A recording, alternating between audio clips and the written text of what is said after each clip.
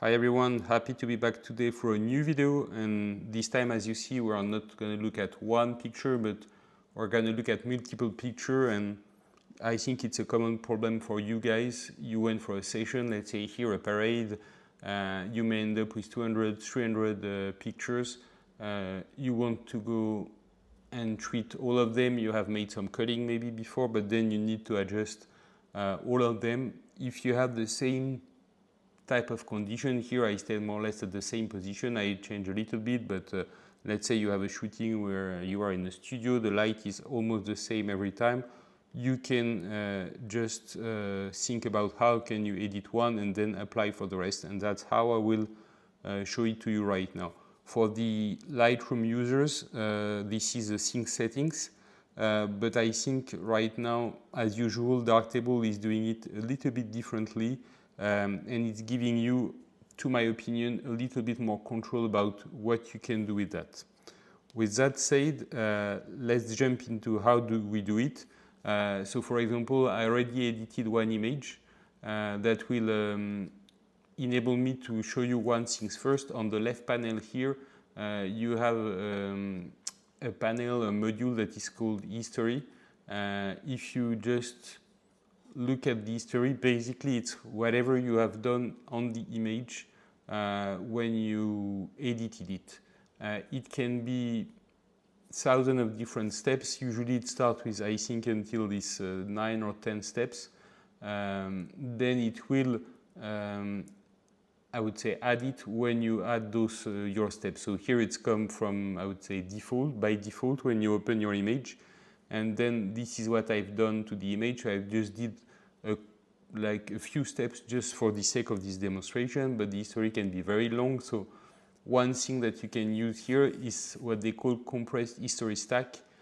So basically it creates the minimal path to how to recreate and regenerate this image. So if you have tweaked your exposure module 10 times, it will just clear it out and go from the default value to the value that you want for the exposure, and same for all the other parameters.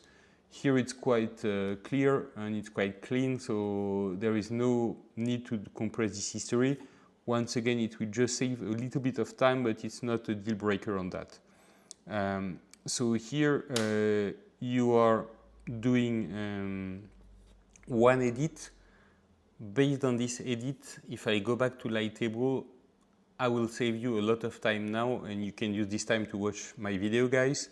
And it will save you your whole evening. You can just select the image that you edit, and if you go on the right part of Lighttable, and again I repeat, we are in Lighttable here, you have the possibility to selective copy or copy your history stack. So selective copy, I will show it just after. Copy, it's very basic. It copies all your history stack to apply it to another image later on, and I will show you how to do it. For the selective copy, it's very simple. When you click selective copy here, it will let you choose which module to include.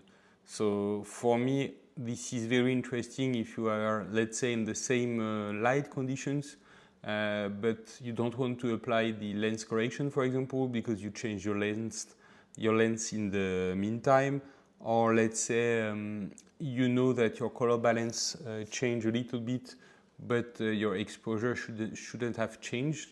So this is how you can just select which part to copy. With that said, usually what I do is I copy all the stack, and I will show you how then I can apply which module I want on my other images. So for me, it's really something that is powerful, because if I show you right now, I have here, I will select all my images here. So you see 21 images selected on the 21. I will just, copy those the history stack before first, and then once again select all the images. All the 21 images will be selected here.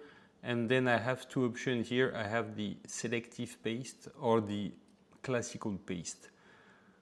The same as selective copy and the classical copy, selective paste and paste are basically letting you choose. So if I click paste, it will paste everything.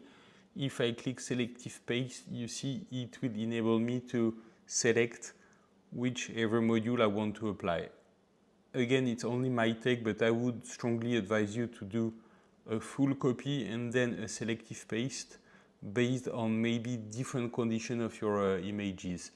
So with that said, for the sake of the demonstration, I will just paste on everything, and you see it's working on all the thumbnails depending on how many images you have. You see it took me maybe like 1 second or 2 seconds. So I will save you for 200 images, like from even if you spend 10 seconds or maybe 20 seconds on an image on 200 images to like here maybe 5-10 seconds if you have a full stack of image and maybe a computer that is not so fast. But you see it's very fast. And for me the main difference between Darktable here and Lightroom is that you can choose whatever you want. So this is very important because usually I may not apply it to all my images, but I will choose let's say 25% of my shooting that will have different lighting. I may not paste all the modules. I may treat it a little bit differently, but 80% of my lighting, or 75% in this case, if I choose 25 before, 75% of the shooting I will apply full module like that, and the rest I will treat them differently, but at least I will have saved time on the other ones. Just for your demonstration here, if I double click here, you see the same history than before.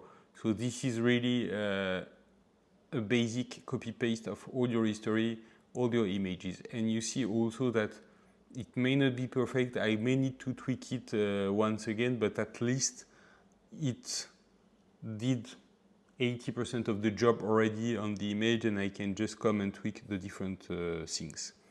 With that said, here it's on one shooting. If I go back to Lighttable, I will demonstrate it to you later on, guys, but you can also create from that what we call a style.